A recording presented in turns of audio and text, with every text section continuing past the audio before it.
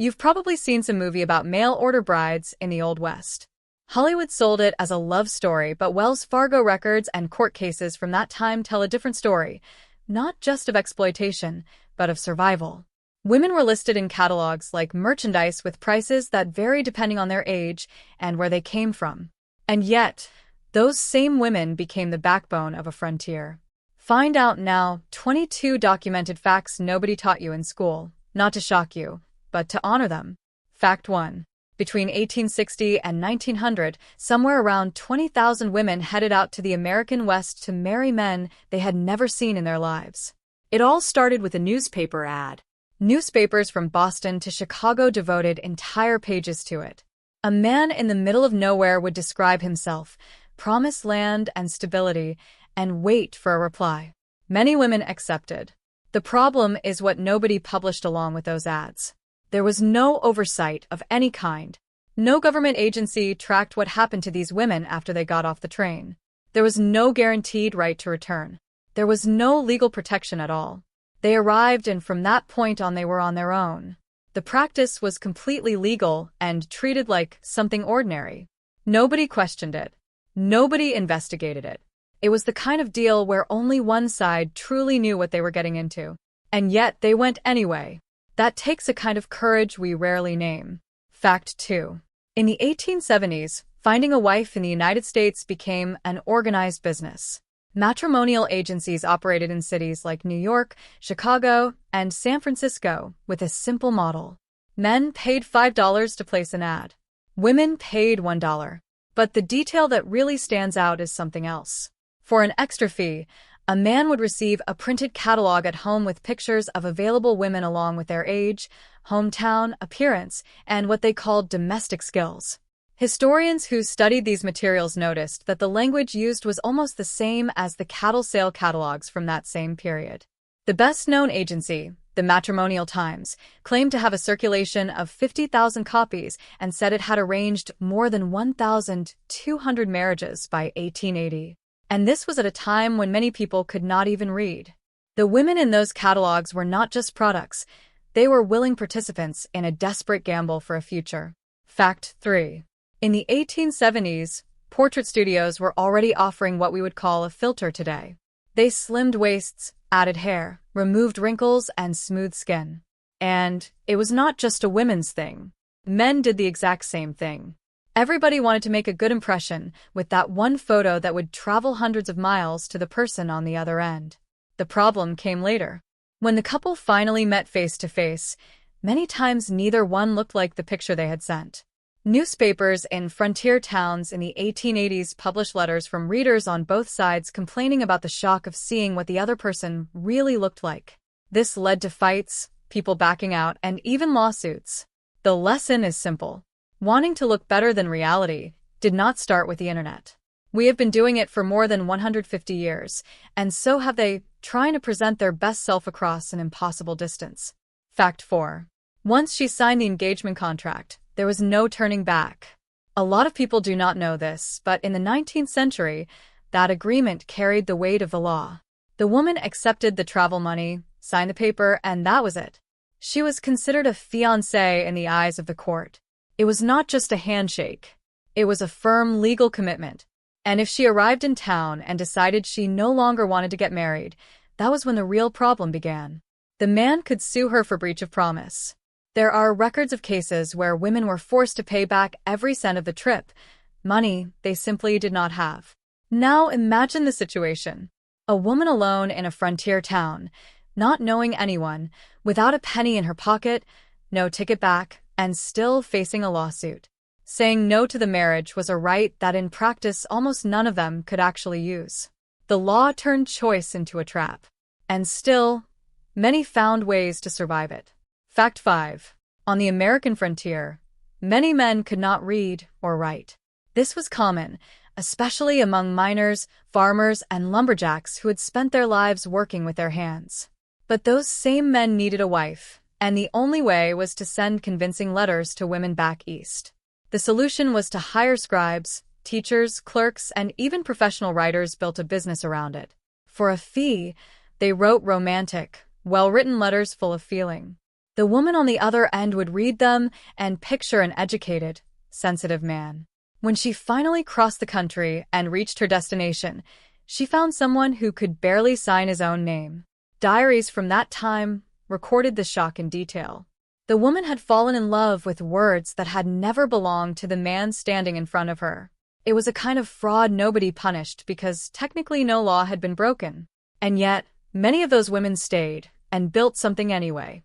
Fact 6. In Old West mail-order marriages, lying about age was basically part of the game. Women who said they were 25 were actually already past 40. Men who described themselves as middle-aged farmers were often already pushing 60. And no one could complain because there simply was no law requiring someone to tell the truth before marriage. When historians cross-checked newspaper ads with census records in Kansas, Nebraska, and Arizona from the 1870s and 1880s, what they found was revealing. The average age gap between these couples was 18 years, with the man always being older. In several documented cases, that gap reached 30 or even 40 years.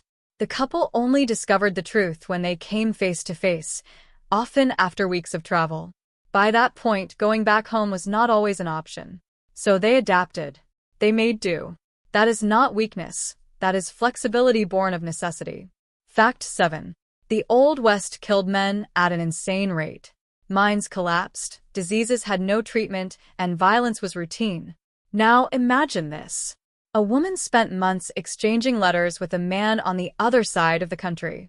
She gathered everything she had, endured weeks of travel by train or stagecoach, and when she finally reached her destination, a neighbor showed up at the station to say her fiancé had already been dead for weeks. This happened more often than we imagine. Records from different territories document exactly this kind of situation.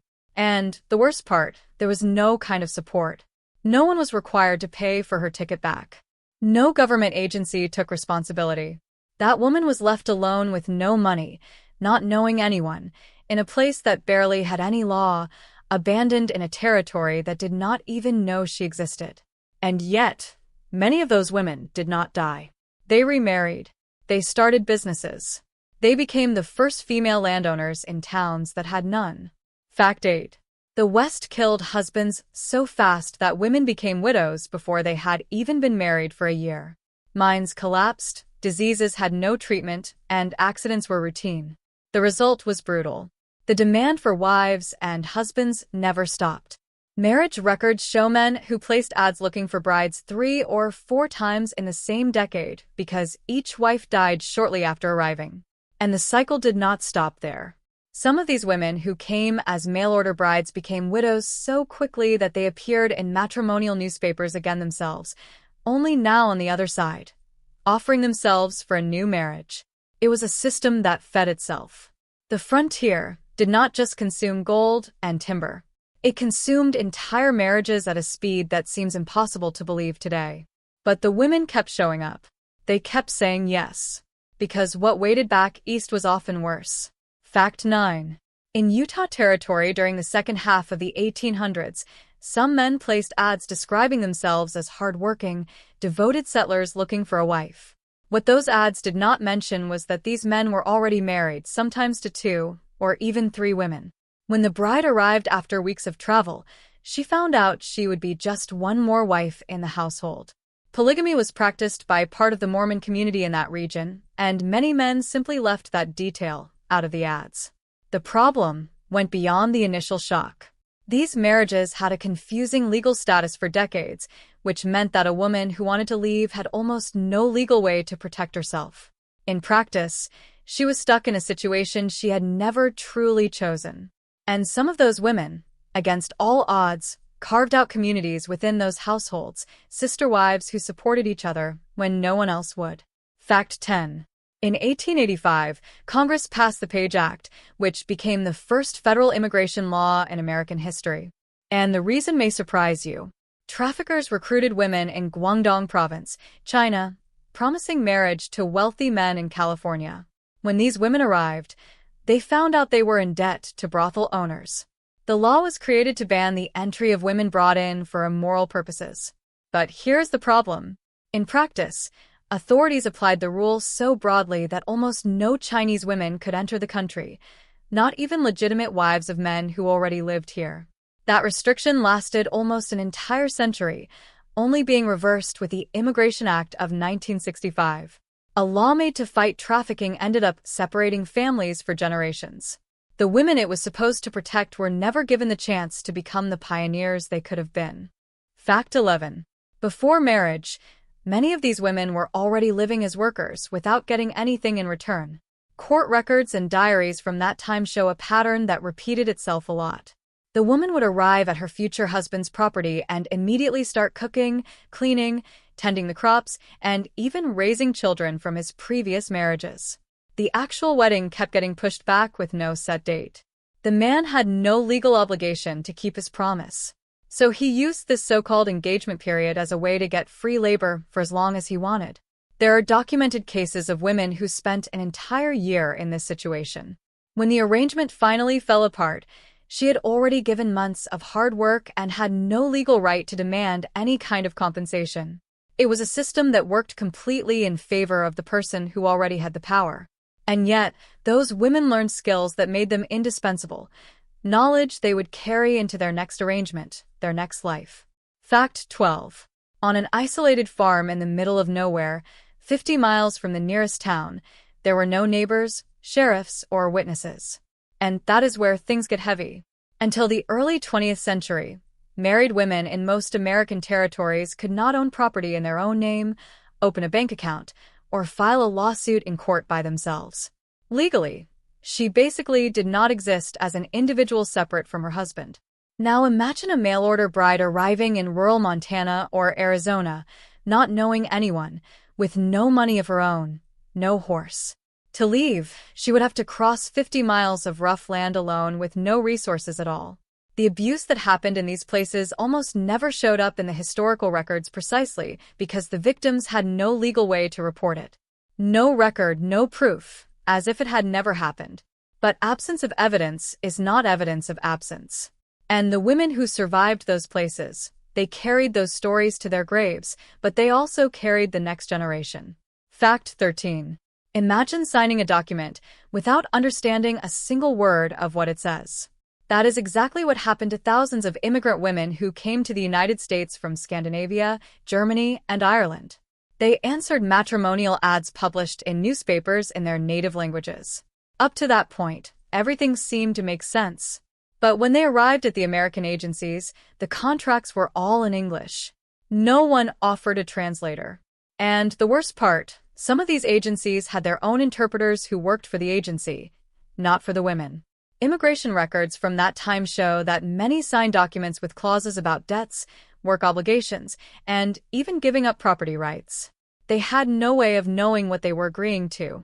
It was not carelessness. It was a system built to work that way.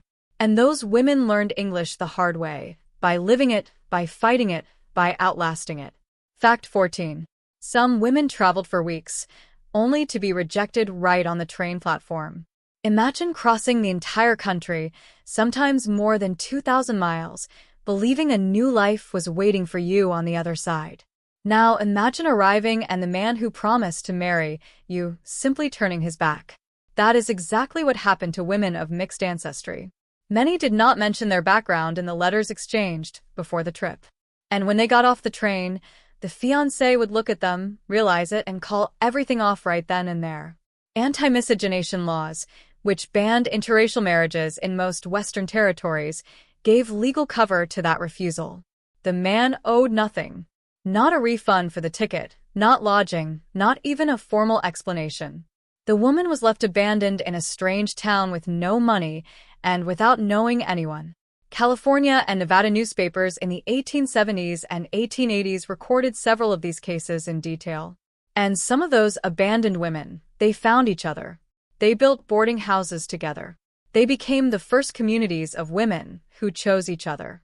Fact 15. In the 1870s and 1880s, a huge share of the men who placed ads looking for wives in the American West were already widowers. And here is the detail many people would never imagine. They often hid how many children they had. Territorial census data from that time indicates that more than 40% of the women who arrived as mail-order brides found at least 2 children already living in the house. Some were met with 5 or 6 kids, from babies to teenagers, without any of them ever being mentioned in the letters exchanged before the trip. In practice, many of these men were not looking for a life partner. They were looking for someone to take care of the house and the children. Letters written by these women described the shock of realizing that the marriage was actually a work contract in disguise. And yet, many of those women raised those children as their own. They became mothers not by blood but by circumstance, and those children never forgot them. Fact 16. Diaries from women of that time reveal a pattern that stands out. After posting an ad looking for a husband, they would wait for weeks with no reply. The anxiety grew. Other options disappeared, and hope started to fade. And it was right at that point, 3 or 4 months later, that a letter would finally show up. Coincidence? Historians believe not. Men who already had experience with these ads knew exactly the right moment to respond. They waited on purpose. The longer the woman went without hearing anything, the more willing she would be to accept any offer. It was a silent tactic. No threat, no direct pressure, just time working in favor of the person controlling the pace of the conversation. And the most revealing part is that this pattern appears repeatedly in records from different regions, which suggests it was not just 1 or 2 isolated men doing it. It was a method spreading among them. The women who figured this out, they learned to lie back. They learned to wait, too. They learned the game. Fact 17. In the 1870s, Wells Fargo created an internal procedure that very few people know about. Women traveled west with the promise of a marriage arranged by mail. When they arrived and met the man in person, many simply refused to marry him. This happened so many times that the company had to create an official rule offering a discounted return ticket. But there was a catch. The woman had to go to a Wells Fargo office and sign a sworn statement. In remote territories, the nearest office could be days away. So, in practice, many were trapped in that place with no way out. The fact that a formal policy existed tells us something history books rarely mention. The number of women in that situation was large enough to become corporate bureaucracy. Those women, by their sheer numbers, forced a corporation to change its policy. That is power, the power of collective refusal. Fact 18. Some of these women ended up trapped in a cycle that repeated over and over. It worked like this. She answered an ad, traveled hundreds of miles, married a man she barely knew. And when he died, which happened often under those conditions, she was left alone. No family nearby, no money, no land in her name. What was left? Publishing her own ad in the same matrimonial magazines that had brought her there. Marriage records from Nebraska and Kansas in the 1880s show women who went through this cycle 2 or 3 times. And with each round, the situation got worse. She was older, had no property, and now had children from the previous marriage. That meant fewer interested suitors and worse bargaining power. The system did not throw these women away. It recycled them. And yet, they kept going. For themselves. For their children. Because stopping was not an option. Fact 19. In the 1870s, the textile mills in Lowell, Massachusetts worked like traps. Women worked 14 hours a day, 6 days a week, and earned between $2.50 and $3.50 a week. But that money barely even made it into their pockets. Boarding houses controlled by the factories themselves deducted food and housing straight from their wages. In the end, many were left with less than $1 a week in actual income. Think about that. $1 a week after working 84 hours. With that reality, marrying a complete stranger in a territory thousands of miles away did not seem crazy. It seemed like a chance to survive. That was why so many women accepted the mail-order bride system. It was not romance. It was cold survival math. The correspondence market did not need to create desperation. It only had to find the people already living in it. Those women were not naive. They were rational actors in an impossible system. Fact 20. A federal law regulating this industry only came in 2005. For more than 140 years, this industry operated with virtually no federal rules. The Mann Act of 1910 did try to deal with the trafficking of women across state lines, but it was full of loopholes and was almost never applied against matrimonial agencies.